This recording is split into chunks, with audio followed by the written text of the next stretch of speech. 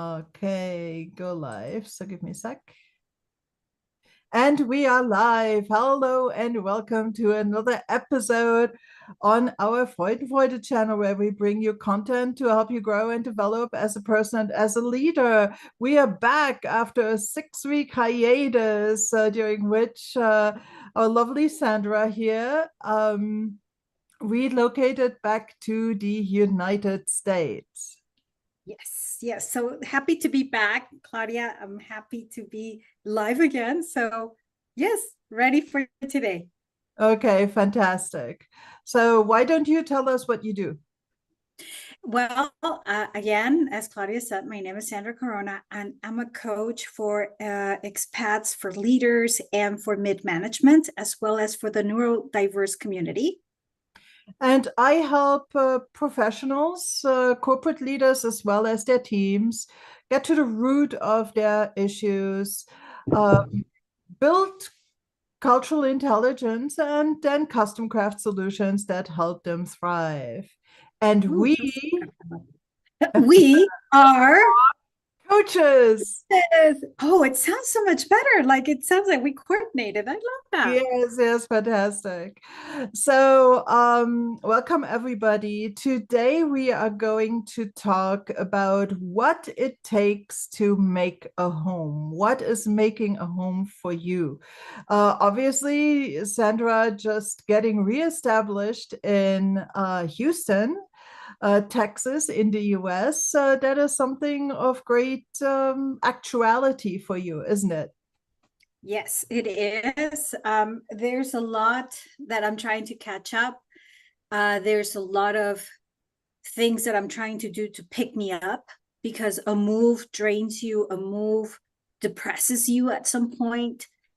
A move is satisfactory, but at the same time, it can lead to a lot of stress and complications that happen along the way because there's always people that are trying to take advantage. So, with that being said, there's a lot that I want to share. And I know that Claudia has her own personal experiences where she has also a lot to share about this. So, yeah, there's a lot to talk about. Yes, because about 12 years ago, I also relocated back to Luxembourg after about 20 years in the United States. I believe that you were gone for 9 years. Is that correct? Yes, 9 years exactly. Yeah. Right. So, really, I think though, however, this making a home is a much broader concept, and I put in the title of the show, moving expat, digital Yeah. nomad, right? I mean, there's very different lifestyles, and I wanted to keep kind of a general rather than just a personal experience account, because different people need different things to make a home and look for different things to feel at home as they go about their lives. So why don't you maybe share some of the things that went through your mind as you kind of got ready to make decisions about your new lifestyle and your new home environment? So one of the first things that you know that is going to be important is what is that you want to bring with you in your new life? Meaning furniture, uh, um, kitchenware, house stuff. What is that you're looking for to do in your new life? Because you have the opportunity to start anew, right? And there's so much that you want to do and purchase and what you can or cannot do. But then I started realizing something. Yeah, you want everything to be brand new and beautiful. But the truth is that there's so much spending happening that you have to be realistic. And one of them is to say, I know it's so easy to say, I'll just buy this in the new place, or I'll buy that. And it becomes something very normal, not only from you, but only from your spouse, because they're going through the same thing as you are. Let's not forget that. right? You're both going through that roller coaster ride of emotions, because even though they don't express it, they do make you, they do make you understand that they too are frustrated. And they also want to simplify the process for themselves. So you constantly hear saying, oh, I'll just buy this over there. Oh, I just buy that over there. Then suddenly you find yourself with a huge stack of bills of things that you've had to repurchase because you decided that it would be better for you to purchase it in the new place. And that's not what you want. That is not smart decision making. And I had to stop my husband from saying that. I told him, you know what, let's be smart about this, because it's so easy to say, I'll just buy it in the new place, when this is a perfectly functional stuff or thing. I can't even recall. We said it so many times that I cannot recall one specific example. I told him, you know what, we have to stop it right here. We cannot be disposing stuff like we were, like those 9 years made us tremendously rich. It made us good to be in a good place, but it didn't make us tremendously rich. Okay. So that was one of the most important things. First is your spending. Go ahead, Claudia. You wanted to ask me something. Yeah, because there is a financial reality behind it. I remember that when we moved back to Luxembourg, spending capability was limited, also because I know how expensive Luxembourg is to repurchase certain things.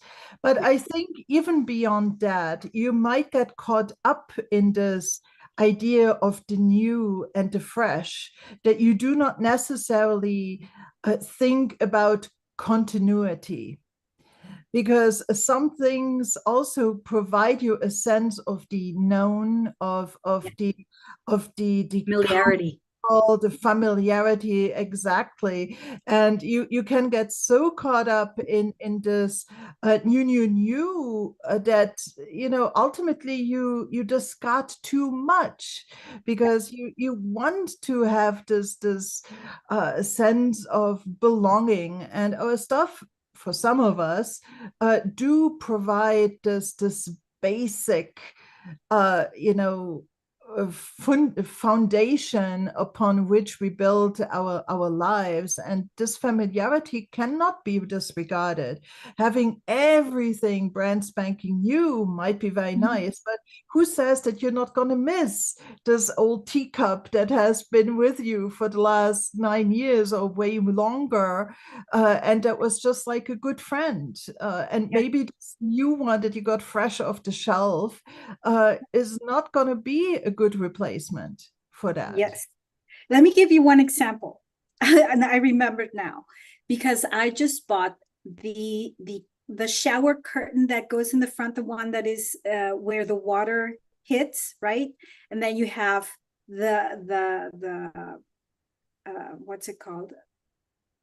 The fabric one, right?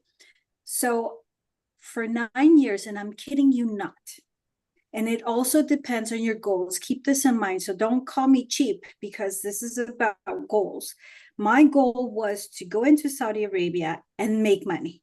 That was our goal. We were going to sacrifice ourselves, our health, because that also was part of it, unfortunately, and our families, meaning we would not be seeing our families as often. So one of them was to never bother in buying another shower curtain for 9 years. It worked. It actually did what it had to do. We would wash the plastic one with Clorox and everything else, and the other one, it would go directly into the dryer and washer and dryer, and that was it. It did what it had to do. And one day, I'm not even kidding you, I was brushing my teeth and I looked at it and I said, you know what? I had not realized you've been with us for 9 years. You've done great service. I'm going to take you with me. I'm talking to myself. Okay. Maybe it's a Marie Kondo thing where you're appreciating things that are functional and saying, why would I get rid of you if you did what you had to do. And I told my husband, I stepped out and I was crying, okay? And I told him, you know what we're going to do? We're going to take a shower curtain with us. It has done a good job. And he said, you know what? You're right. I mean, it's like it was this realization that you're thinking, you start making a balance of things to say, why do I get rid of things? Not so much because it's familiar, but because it's been with you for 9 years and it's done the job. Yes, the sense of gratitude in Yeah. some ways, I think. And for those who do not know, Marie Kondo got quite famous for saying things, hold on to things that spark joy in you. And it seems like, you kind of built this relationship with this shower curtain. And but it's true. It's this thing that has been part of a journey, and not a small journey. 9 years is a big chunk of our life, and it was there and it accompanied you on the way. And so, discarding it, might not be necessarily painful, but doesn't really align with your values at that particular moment. And Yes. yeah, granted, but on the other hand, we when we arrived back in Luxembourg, we came with 3/4 of a container, of a big huge container full of stuff, and then you have to also make it fit. So you have to be realistic about what is going to be with you. That being said, though, I was gone for over 20 years, and during our time there, we actually absorbed also the households of my husband's dad and my husband's grandmother. So things kind of multiplied, and I must admit, I'm an accessorizer. Okay, so if I get into something, I like, things tend to multiply, and it's a disease, people. So sometimes there are items that I had to say, well, this is not part of my life anymore, and it will not be part of my life in the new space. So where do I say goodbye? Do I say goodbye still in the US, or will I just schlep things over the ocean and then, just store it and then say goodbye at some other point? So it really, you have some really tough decisions to make sometimes. Um, and but you mentioned something earlier, I think that was very astute. It's like this vision you have for yourself in the new space. Because I Mhm. remember that one overarching feeling that I had, next to the stress and the work involved and the logistics involved, was the sense of a new beginning. A new Yes. beginning. So how is that for you now that you're experiencing these first weeks in the new place? Do you have that sense? Um, s- so one of the things that I had to, yeah, that I had to reevaluate is I'm still thinking about the style. Okay, it's ridiculous, but you think about those kind of things, right? One of the decisions that we did make is that, first of all, no furniture. Okay, we were not going to bring furniture because having 4 dogs, it was a disaster. Okay, you don't live in the cleanest space. Not that it's dirty, it's just that you realize what works and what doesn't work for you. And one of them, we realized that a fabric living set was not going to work. So at least I know that a different kind of living set, something like leather or something like that, would work better for me. Um, I've recently only bought the kitchen dining, or what do they call it? Just the kitchen set, kitchen table. Okay. Um, and a sofa bed. That's it. That's all I have right now. Oh, and this desk that the prior owners of the house left. Um, I I don't know if I'm hanging on to familiar stuff. I don't think so, because I really do want new stuff that is functional, which is different. I'm going for functional, not new, not something that makes me look fashion or look at all the money that I make. No, no, no, just functional. I want it to be something that um, is according to the lifestyle that we want. And then we're still thinking about my mother-in-law, right? We don't know if she's going to come to live with us or not. So there's a lot of things that we're still thinking about what we want to do in the house. And now I know for you, you're saying that you came with a blended style, right? With your father-in-law's furniture and your husband's grandmother's stuff. Mhm. It's kind of going to be the same for me, right? My mother-in-law is thinking about giving me some stuff. So I'm still thinking about what I want. You're really still thinking about it, yeah. Yeah. And I think that also one thing that we have to understand is that you do not need to make all the decisions right away. Yes. Sometimes just, giving yourself some time to really figure those things out.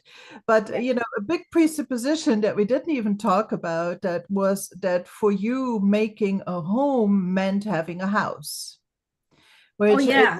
right. I mean, that's like the really big thing before you Yep. think furniture, before you think, other things. Is like, how do you want to live? Do you want a house with a property? Do you, and where would you like to be? Would you like to be in a gated community? Would you like to be on a cul-de-sac? For us, it was that we moved in a at that moment still unfinished apartment under the roofs. You might not see it now, but I'm under the roof here in my parents' house, right? My mother was deceased at that moment, and my dad lives downstairs. For us, that was our decision. Others might, go into an apartment complex because they can't be bothered with property maintenance. And, others still might just, throw stuff into an RV and call that home. And so, there's really so many, and I'm just listed a few here, but ways that you want to live. Do you want to live large, or do you want to live very compactly? And so those are really things. And I think that it also speaks a lot about how much maintenance and work you're willing to invest into your home, right? I mean, Mhm. some people do not want to invest a lot into their home in terms of cleaning, having a great big thing that requires a lot of cleaning, or having a property around outside that requires mowing the grass and things like that. They just want to maybe have a lifestyle where they're always out and about and Yeah. maybe eating out all their meals. I mean, there's people that I know that live in big cities where it's much more convenient to go down their apartment building, step out of the thing, and have one of very many restaurants that they go to where they can eat for cheap. And that's how they live. They don't even have kitchen stuff. And so I really think that it's a very personal thing or family decision, right? Of course, if you're by yourself, you can do whatever you want. If you have a significant other, or a family, it might take some compromise to figure out what works.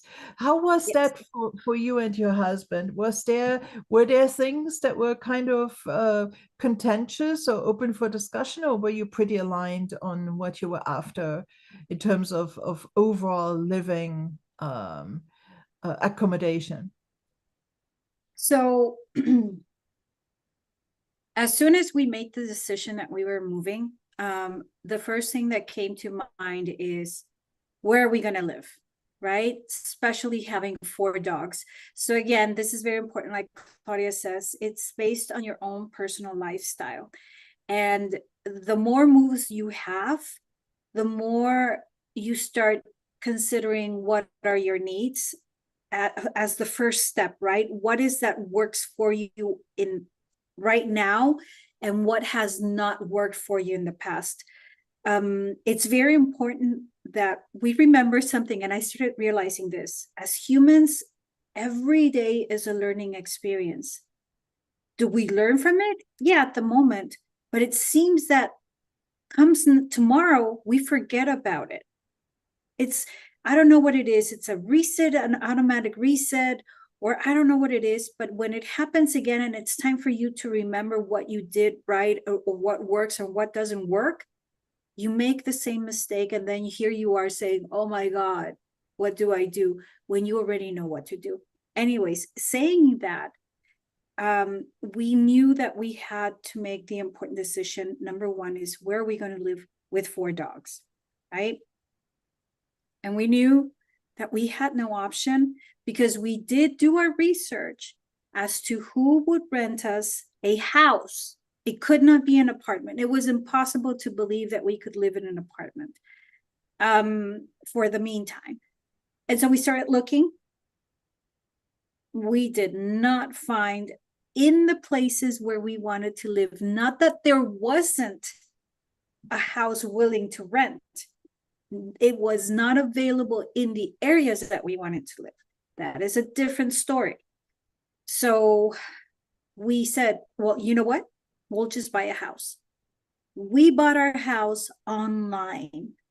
We took that risk, where they say, like, for example, where when girls that are graduating, they see these beautiful dresses online on eBay and on Etsy, and Etsy is an American store where you can buy a lot of handmade stuff, or where they see it on Amazon.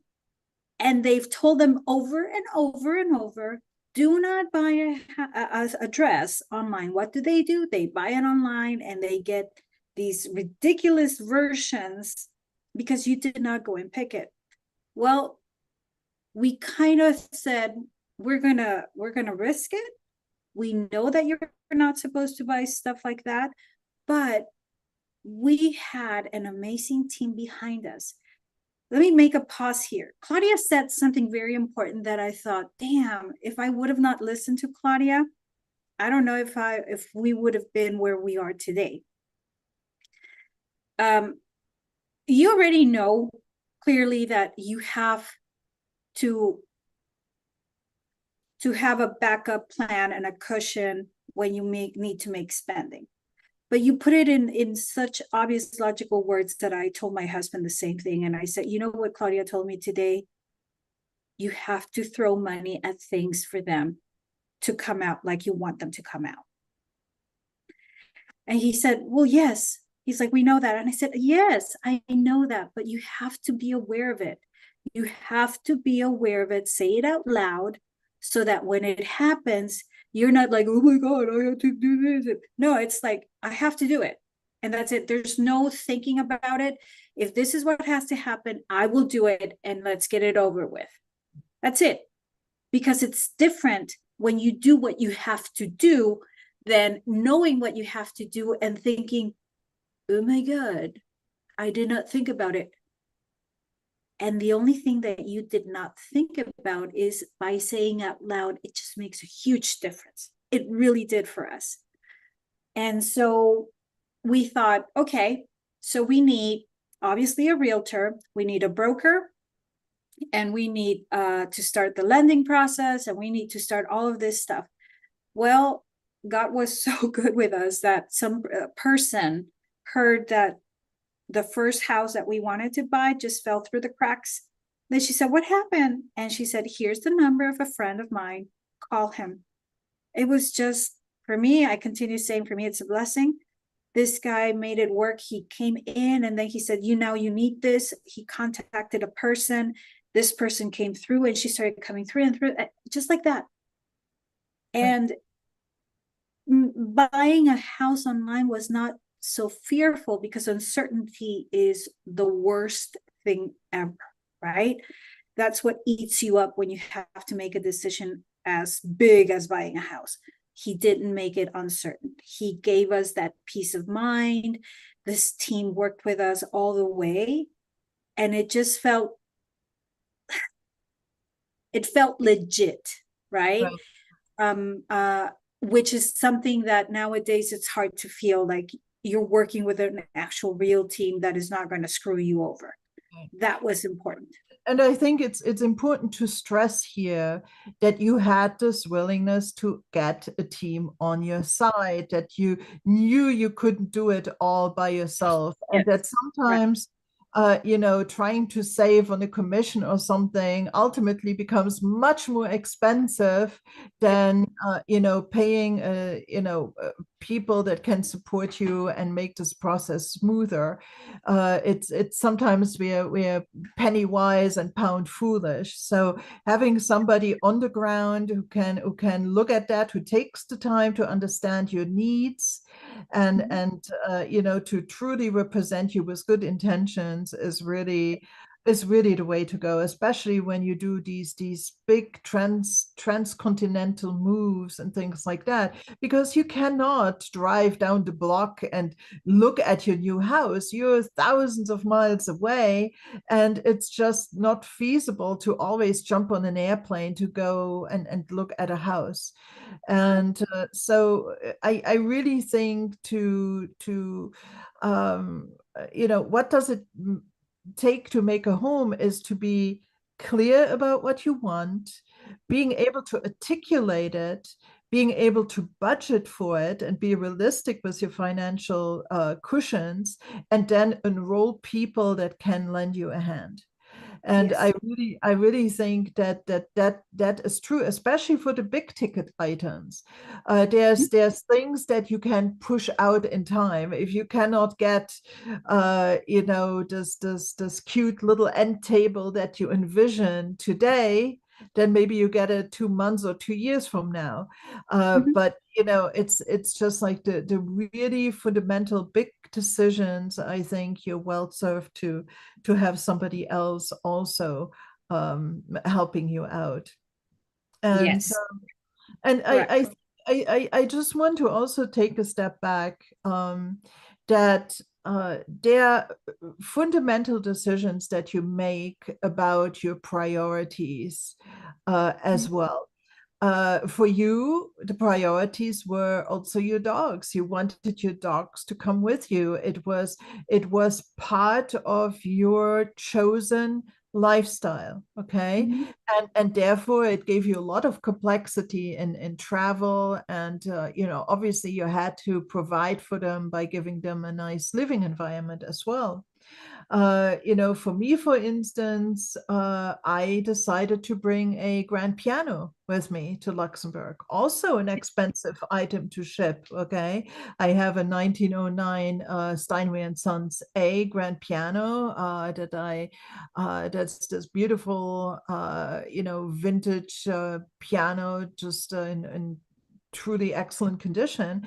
And for me, that was also a matter of priority. I am going to A, ship it, but then B, also allot the space in my apartment to it, Mhm. to put it, because if you have a big grand piano in your living room, it's kind of taking up space, right? But it's these things that you say, this again, to use a Marie Kondoism, this sparks joy. This is a priority for me. I want my future life to include this aspect.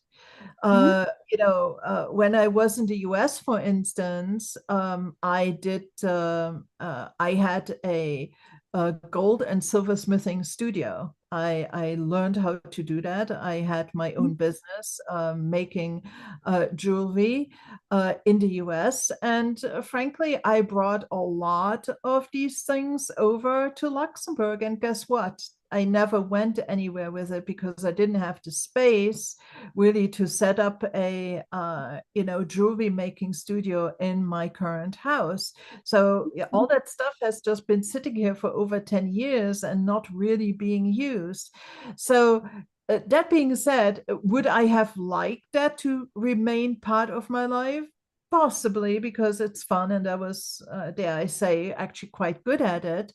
But on the other hand, there's also realities that we have to consider. Maybe certain things you would like to do, Mhm, and then, in the end, it just doesn't happen because the money isn't there, the space isn't there, the maybe community isn't there that would support such an mhm, activity, and so on. The mhm. marketplace is different, the job place is different, etc. Right?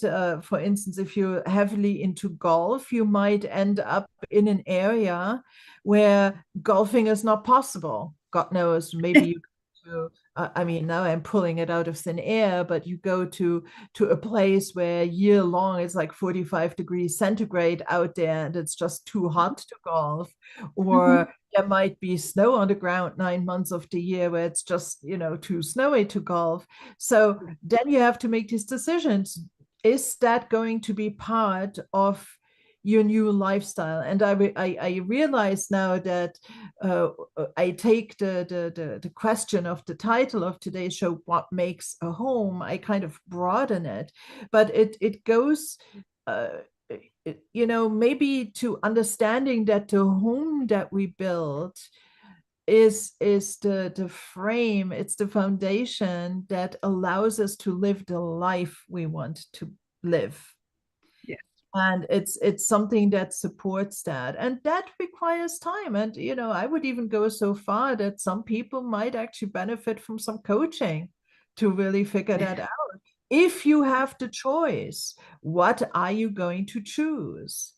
And it Yes. goes to values, priorities, personal preferences, abilities to come to consensus with your partner or your family, Yes. and come to something that really makes you feel good about the life that you're living. And the home is the framework onto which that rests. Would you Yeah. agree with that statement? Absolutely. I can tell you right now, just yesterday, let's not forget for those that have been following us. My mom also moved like 5 months before I did, right? She also moved from one city to another, one state, I'm sorry, to another. And she is still, and I'm kidding you not, she's still struggling with adaptation and fitting her old lifestyle to her new lifestyle, because an old house is never going to compare to the new houses that you find in what we call province.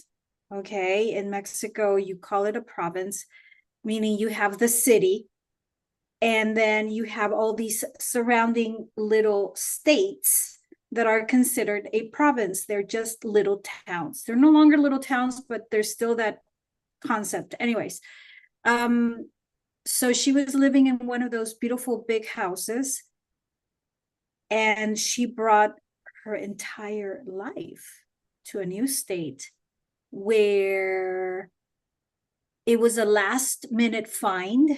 Okay, we cannot blame, because also we have to remember, renting a house, there's a difference between owning a house and then renting a house while you make the decision, like Claudia was talking before, right? You have to know what is that you're going to do. Well, in my mother's case, they found a rented house a week before she moved. Okay, but this is not talking about packing. She had already finished packing by the time that my brother found the house. So there was no way for him to know the size of the house. There was no way to say, hey mom, don't pack all of this, right? Because this house is half the size of the house that you're living in. Well, yesterday she was struggling. She was saying, I have to ask for this carpenter to make me this new furniture for me to fit all this. And I said, whoa, whoa, whoa, whoa, stop. What is that you're trying to fit? She's like, well, I have all these things. And I said, but are they things that you need? Do you still need them? Do you still use them? She's like, well, I have them. I don't want to get rid of it. Oh, I said, okay, listen to what you said. You have them. You haven't answered my question. Do you still need them? She was like, she stayed quiet and she's like, you know what? Maybe I do need to do some cleaning. It's like, that's a good thing. I said, do what you have to do with your stuff. Don't throw it away. Donate it. And once you have finished doing that, then you can ask the carpenter if you truly do need that piece of furniture. Because here's the thing, you might find a space for all your mess, because that's what it is, right?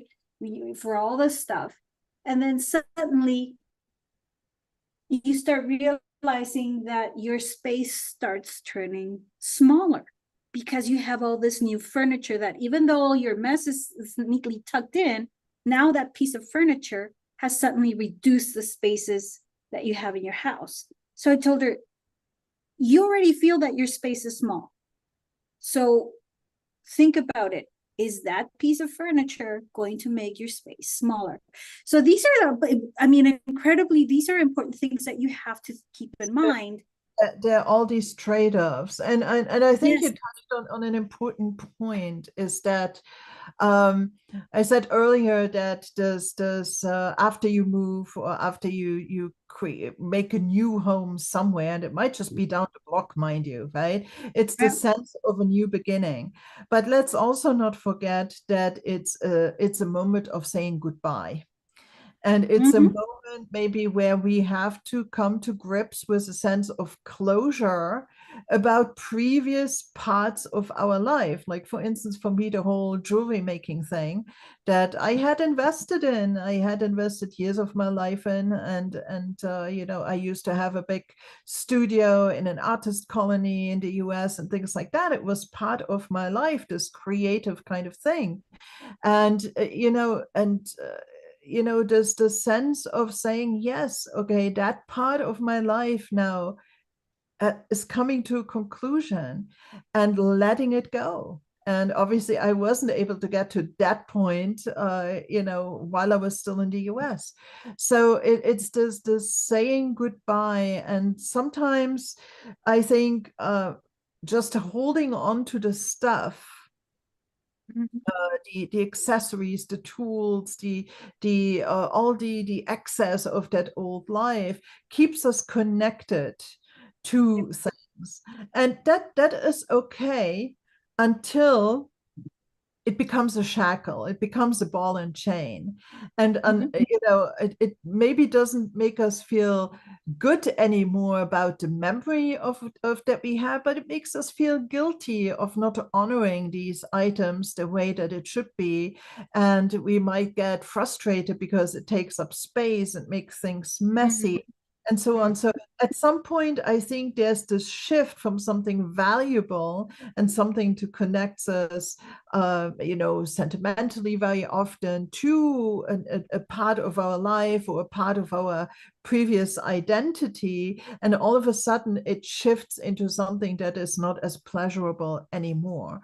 And Mm-hmm. yet, for somebody like me, it's still not easy to let go of it, of just saying, okay, I'm not doing jewelry anymore. Guess what? And now I should just, get rid of all these things. It's still not easy to do.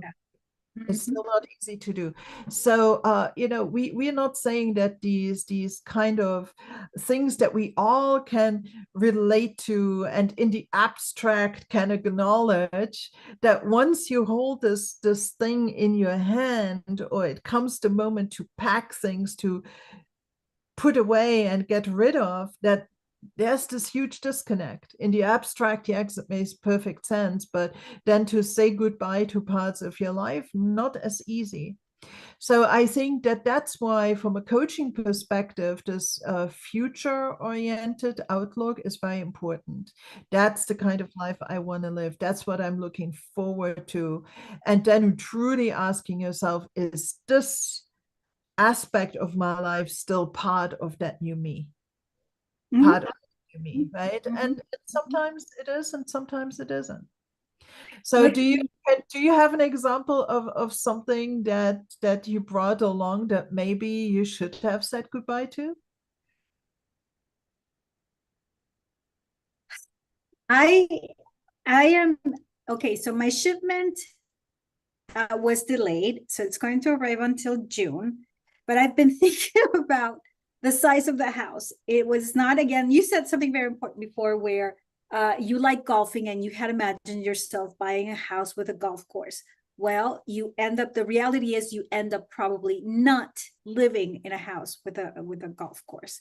That was our case. We were supposed to buy a bigger house, and because I was tired of the small spaces, and this house ended up being almost the same size as the house that we had in Saudi.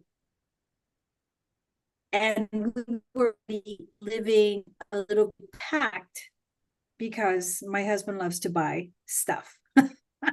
So I feel that kitchenware is the stuff that I brought more than I should have. Because the kitchen is beautiful, but it's still a small kitchen. And so I'm thinking, number one, I bought all these stuff because my mother-in-law is supposed to come and live with us. But that is still it's still a 30% chance that it's going to happen. Back then it was a 50% chance. Now it's reduced to a 20-30. So now I'm thinking, oh snap, what am I going to do? Because I wanted to simplify. Okay, I have a friend, a neighbor, former neighbor now. Oh, I miss her terribly. She lives very practical. Okay, she only has what she needs. She already exactly knows what cleaning products she wants. And I admire that about her. And I thought, that is how I want to live. I mean, there's a difference between need and want, right? And and so yesterday I was doing the grocery shopping, and let me tell you that I spend all day, and I'm kidding you not, all day removing and adding items, because I was thinking, is this practical? Is this what I want? Is this really what's going to work for me? Is this, until finally today at 5:30 in the morning, I said, okay, so here's something that can happen, and I'm willing to go through that. I had to come to terms with the decision, let me tell you. I said, if it doesn't work for me, it's not going to work for me. And I have my beautiful, amazing cleaning lady that I had 9 years ago. She's back with me. And I thought, she's a cleaning lady. She goes to other places. I'll just give her the product. Boom. That's how I resolved the issue.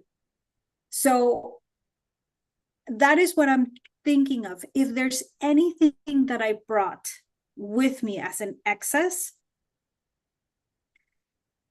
I have the opportunity. There's Goodwill, Goodwill, there's Salvation Army, and then there's people that need it. So I'm not so worried about it anymore. At first I was like, oh, what did I do? But now I'm like, chill. There's a solution for everything. And somebody always is going, what is it that they say? A man's trash is somebody else's treasure, something like that, right? Somebody's That's how I see it. treasure. Yeah. And yes. I distinctively remember, how wonderful it was in the US to have Goodwill, to have the Salvation Army. I mean, we took whole trailerfuls of stuff there when we were downsizing, because I brought a lot of stuff, but I still got rid of at least half of our things, because we lived in a 5-bedroom home. It was big because we had taken in my husband's grandmother and live-in caretaker and things like that when we were living there. So the house was fairly big, and it got full over 20 years of living there and absorbing 2 households. So I think that it's really nice when you can donate it. In Luxembourg, forget it. I mean, here it's really I mean, there are some things, but they're so selective of what they're taking. And we had like brand new beds with brand new mattresses and stuff that were in the house that we had to move out to make space for our things that we had brought. And we could not find any ways of donating that living room sets that were in impeccable condition. You know, it had to all be trashed because there was just no opportunity to donate anything, which makes it difficult if you have even the slightest sustainability kind of outlooks on things, and not Yeah, wasting things like I do, just taking, like, let's say, a perfectly usable book and throwing it in the trash because there's just no way of reusing it, or kitchenware. The only way that you can get it out of your house is to trash it. It's painful. It would be much easier to donate it. And sometimes they do collections here, like for refugees and things like that, but in the meantime, it's just standing around. So exactly. yeah, I think that it's quite interesting, and frankly, from a um, desire perspective, I would love to be a minimalist. I would love it. I think it would give me so much peace, right? To walk into places that are uncluttered, where there's no visual clutter and things like that. But on the other hand, I'm too much of a accessorizer. Stuff gives me pleasure. It's just okay. So uh, it's, mea culpa. I'll out here for the rest of the world to see. And I think that it just shows that you have to know yourself, and you have to accept, Mhm.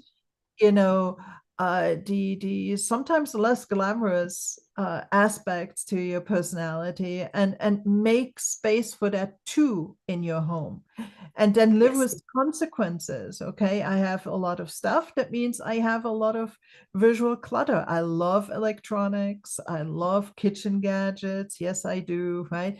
And I love anything that is a container. So, it's I think that this self-awareness goes a long way, because if you deny that, and for instance you throw away too much, or you deny yourself too much of new things, or experiences and things like that, then you're not going to be in alignment either, and ultimately you're going to end up frustrated. And if you end up frustrated, your significant others are going to end up even more frustrated, and it's just a recipe for disaster.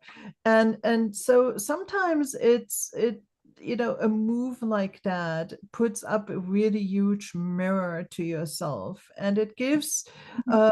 it's an opportunity, but it's also a challenge.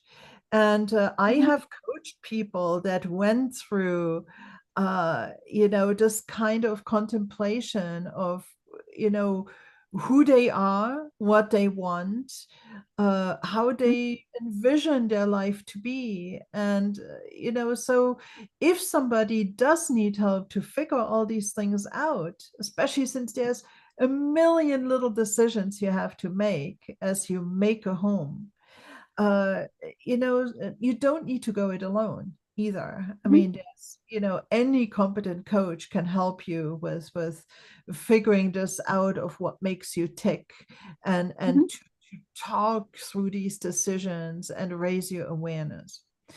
So I mean, you, as a coach yourself, you know a lot of us.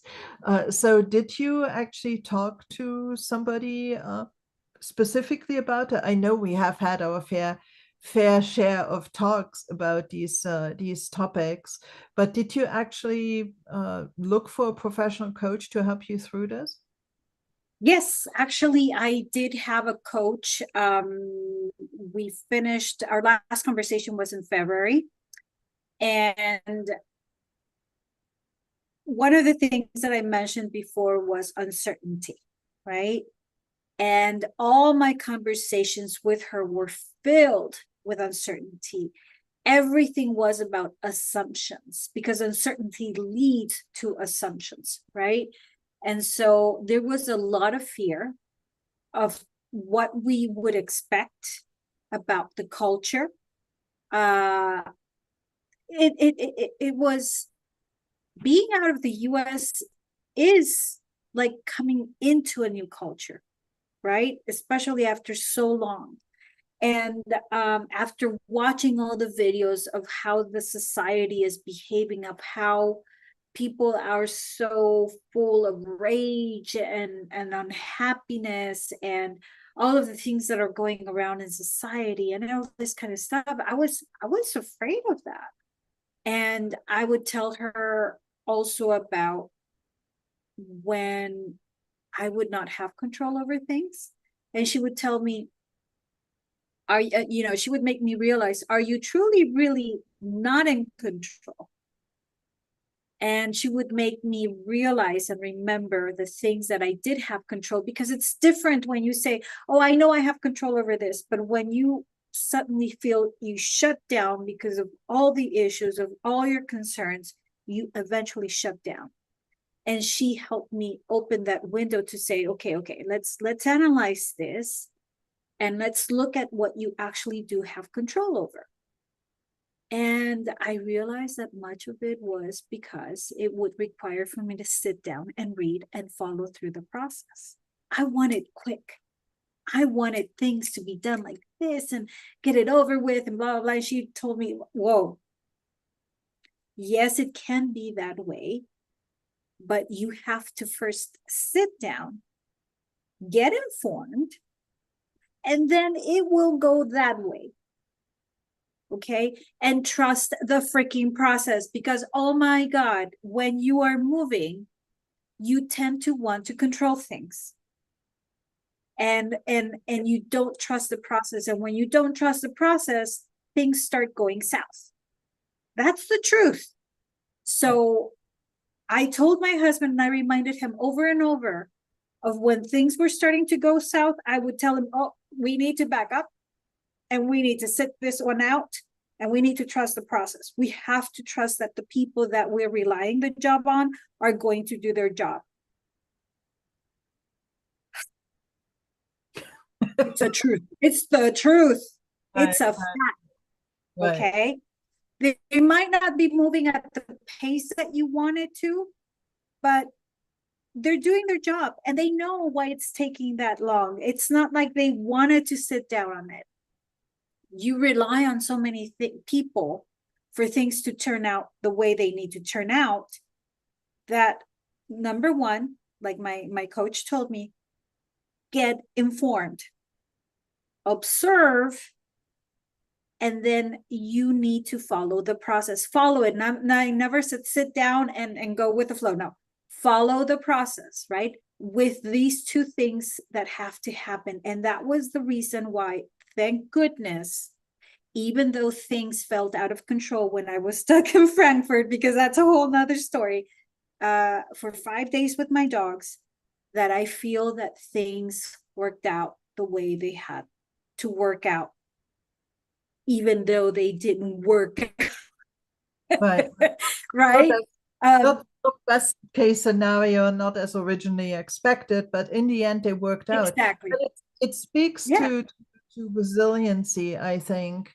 And on the other hand, too, one thought process that is part of this is to really become clear as of what is the worst that could happen, right? I mean, it's like even if you make, and we talked earlier about these myriad decisions that you do about what makes a home for you and how do you want your lifestyle to function. So what if you do indeed make a wrong decision or a suboptimal decision? Is your life really going to end or be as dramatically impacted as you fear? And so and if there's things that you really couldn't live with let's say getting rid of, then don't. I Mhm. really think so. Start with the easy low-hanging fruit first, and then, if you schlep a couple extra things over the Atlantic, then so be it. It's not a tragedy, right?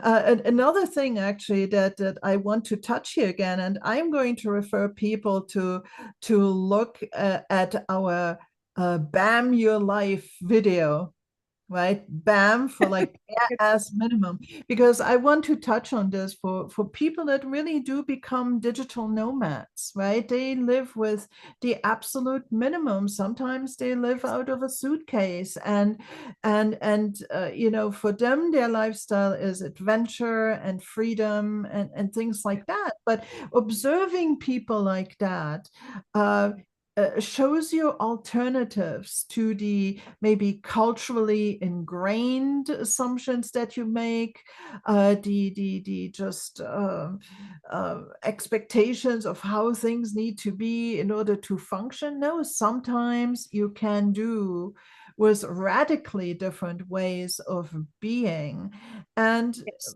you might just feel like you want to take that chance of really trying a completely new lifestyle and throwing all these known kind of quantities out the window and really going for this new adventurous thing. Obviously, if you're in your 20s and you're young and healthy and not, don't have a family, you can take more liberties than, maybe in other situations.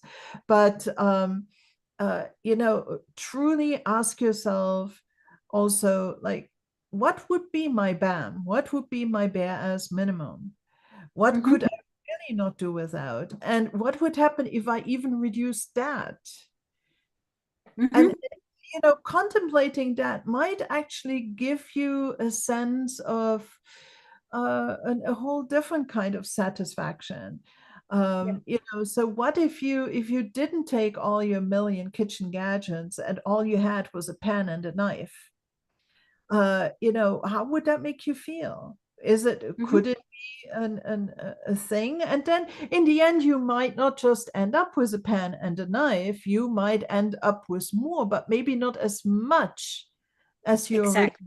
thought. Okay. Mhm. Mhm. So Mhm. try to take your thought process to the extremes, the Mhm. extreme minimum, the Mhm. extreme extravagance, the Yes. extreme everything new, the extreme nothing new, and Yes. try to imagine it and feel through it. How would this Mhm. feel?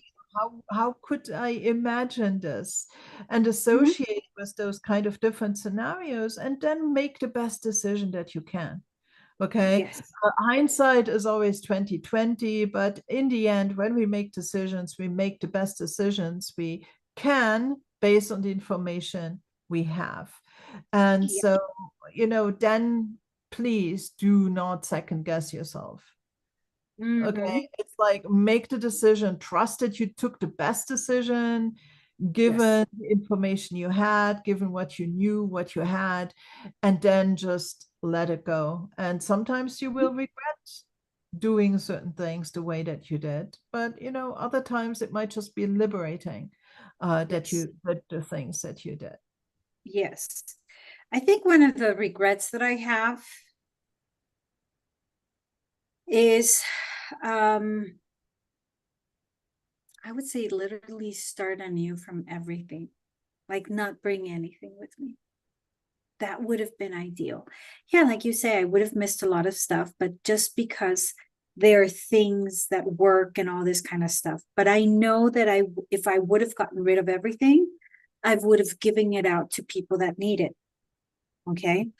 And so, but if I could have done it, I would have done it. Right. And I say could have because, again, speaking of what makes financial sense to you, was for me to say, we cannot be getting rid of stuff just because we have or think that we are going to buy it new in the US. No. It's So, fallacy because you have to pack it, you have to ship it, you have to yeah. care for it, you have to insure it. So even holding on to your old stuff has a cost, and it's a not negligible cost. It's Exactly. quite expensive. And Yes. actually just getting rid of everything reminds me of a true occurrence. A professor I had at university, her house burned down. I'm not wishing it on everybody, but this is what happened. Her house burned down. She lost everything.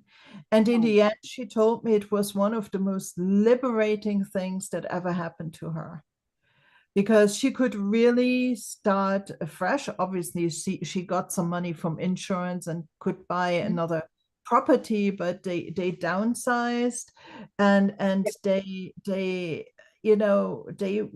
they were freed from all these assumptions on all this still has some intrinsic value, but it doesn't really fill me with joy, but I shouldn't really get rid yeah. of it. And Yeah. I don't want to dig things out of the closets because it's just in there. Let's just leave it in there and things like that. Mhm. It was for her just this truly forced, unfortunately, fresh start. And she said that Mhm. it was really great. And she was probably 42 at the time. So it came at a moment in her life that she was also ready for it. Right? If you're older, if you Ah, it might be a different story, but for her it happened. And yes. so again, I taking agree with that. the thoughts to the extreme, and really evaluating, could you really totally do without this, right? Yes. Let me, before we leave, I don't know. I love the conversation, but I know we're going over the time. Remember when my storage was broken into? No, I don't.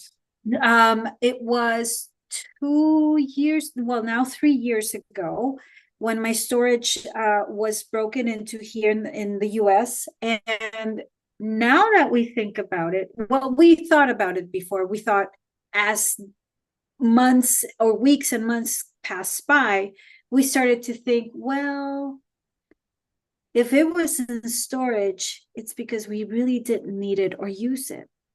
So they kind of did us a favor, but it's about the principle of taking things that don't belong to you, which bothered us the most. And now that we look at it, living in this small house, well, I call it small house, but it's my house. I think about it, I'm like, oh snap, I'm so happy because nothing would have fit. I would have been like, where am I going to put this? Like, literally, I would have been struggling.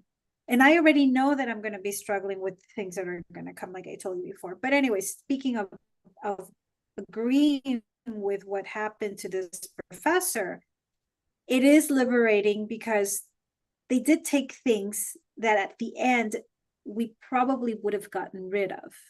That's the truth. We were just not ready to get rid of it. So it was just done. And I think that some decluttering experts or minimalist experts, they say literally pack everything you own up, and then over a period of time just literally pull out the few items that you're actively using, and Yeah. then after 6 months or whatever, get rid of everything sight unseen. Mhm.